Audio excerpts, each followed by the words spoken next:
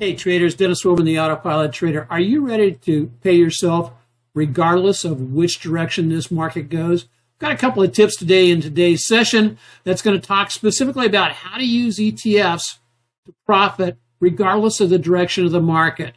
And so we're going to take a look at what's happening with the indexes themselves and recognize, are you prepared for September? September tends to be the weakest month of all the rest of the months of the year as far as market performance goes. Based on what I'm looking at, the futures, it looks like September could start off with a to the downside. So let's take a look at it. But first, before we get into the charts, feed the algorithm for the Market Tech Talk channel, and so I can share the information and trading I have with more people. Just, and how do you do that? Well, one, subscribe.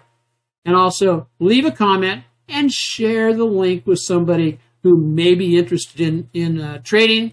And that'll help me get the message out to more people and help more people and more traders be profitable. So let's get into today's session right now. Okay, folks, just a reminder that all the materials we do present are for training purposes. Traders should always paper trade any new method prior to the risk of their own personal capital. So let's go ahead and look and see what the indexes are providing. Just take a real quick peek of wow, they finished up the month of August. As we see here, both the NASDAQ and the Russell are in have gone deeper into the bear market, and the S&P is knocking on the door. They're, hanging on the fringe of that bear territory.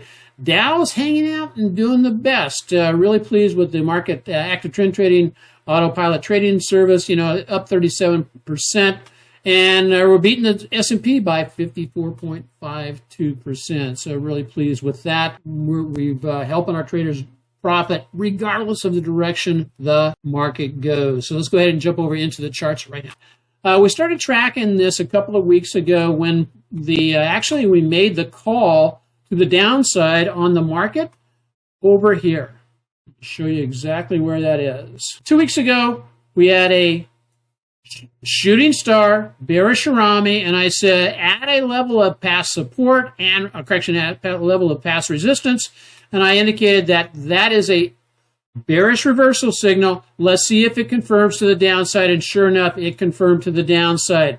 One of the other things I was waiting for is the longer-term TSI to cross over to the downside. Now, I recognize that the week is not over yet. It is only Wednesday. So this could cross back up. It doesn't have to finish this way. So we'll see what happens. If, though, the price action does, in fact, finish and that remains crossed, then I will posture myself to take downside trades. And that's where the leveraged inverse ETF of the indexes come into play. And that's what we trade a lot of with the Autopilot Trading service. So that's what we're looking at with the S&P. What am I looking at? Let's see what happens when it gets down into approximately this level, because that is an uptrend line there. And where is that at? What's the price action? Let's say at about, depending on how fast it could potentially get there, I'd say anywhere about 390 all the way down. It could make it down there tomorrow to about 386. If it breaks that, then stand by. We're probably going to go on down to lower lows here and retract. The good thing, okay, there's a silver lining to this whole aspect of a weak market. The silver lining is that while September does tend to be a weak month, it also provides us the setups for the stronger months of October, November, December. The Santa Claus rally or end of year rally. So we'll anticipate that type of thing happening. However, there is strong headwinds going into the end of the year that in past years have not been present to the significance that we see today. And so that could wash us out totally to the downside. The NASDAQ, as represented by the Qs, I've drawn in here, we have reached the 100% symmetric move from the high here to the low here, back to the high. Utilizing those Fibonacci's back to this high and stretch down. We've reached that. We have broken back down. Next target on that is down here about the 1272 extension, about the 294 level. That breaks then that increases the probability that we're going to drop all the way down here to 279 or even 266. Let me get rid of that just a second so we can see some of the rest of the, there we go. As you can see, we have broke the price action on the NASDAQ and the Qs has broken that uptrend line. So oftentimes, once that uptrend line is broken, it will continue to fall down. But just anticipate at the past levels of support where it bounced or broke out from, that's where we could anticipate a bounce or at least a slowdown, and it sure makes some really good downside targets. Russell is approaching this red line here, which is the 50% retracement from the low here to the high here. And so it is approaching that. We may push on down. We have momentum, as shown here in the market forecast, showing a two-line cluster. Two-line cluster typically means that within 1 to 4 trading periods, it's a daily, we would expect a reversal. Now, it doesn't tell us how much it's going to reverse, and it also can reverse from lower numbers. The downside of that particular indicator is that the longer-term momentum, as identified by that green line, is pointing down, as you can see, and also the TSI is crossed over. But remember what I said. It is crossed over temporarily. If we close the week and it remains crossed over, my sentiment about the market will change to more of a negative bias, and I will be looking to trade to the downside rather than the upside.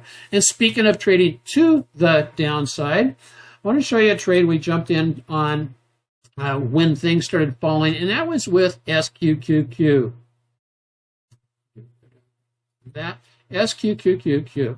And this was a trade that we set up for our AutoPilot Trading members. And we had been tracking this and trailing it, and it basically came off the bottom here with the TSI on the daily chart, and also we get a cross up on the weekly chart. And as we watched this, we said, okay, we now have the 3-step setup was in place at support, bullish reversal signal. TSI crossing up. So once we triggered, then we waited for the pullback. The pullback came on this retracement back into the 8-day moving average. We jumped on a trade of this about the 37.34 level. And we took out part of the profits at 10% profit and the part of the profits at about 16% on a pullback below the 50. We have a piece of this trade left over, and it is currently up about, from the close today, about 21%. However, after hours, the SQQ is also now up. It is up to $46.48. And so you can see that there, that all of a sudden brings that return up to 25%. If it pushes on up and it just gets back up into this $56 level, that would be a return of how much from our starting point? Well, let's just grab that starting point. And as you can see, that's 54%. Make it all the way up to the past high, that's 79%. The reason I show this to you is not to say, oh, look what a great pick Dennis made, but to bring attention to the concept of leveraged inverse ETFs and leveraged ETFs. Each one of them provides, I think, an excellent way to compound your money. And I think for the just regular investors, it's a phenomenal way to hit compounding numbers that one would think, well, that's impossible. And an example of that is this. Well, here's the TQQ. Over the past year, and I measured this back in March of this year. And as you'll note, over the years, we basically 37% run, 50% run, 49%, 30% run. Excellent runs on TQQ.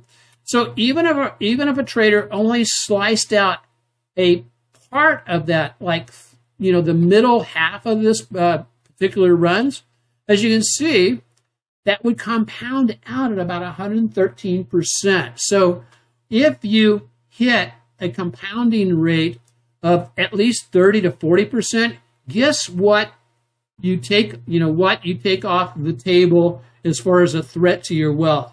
It helps remove the three-headed monsters of stagflation or inflation and recession, which during the 1970s, that robbed traders of, believe it or not, if you had $1,000 invested it in the 1970s, it would have grown to $2,000, but it would have been only worth $600. So you do the math, you can figure out, wow, that's not a very good return, and it just eats up the wealth, which we don't want to happen. So what do we just take a look at?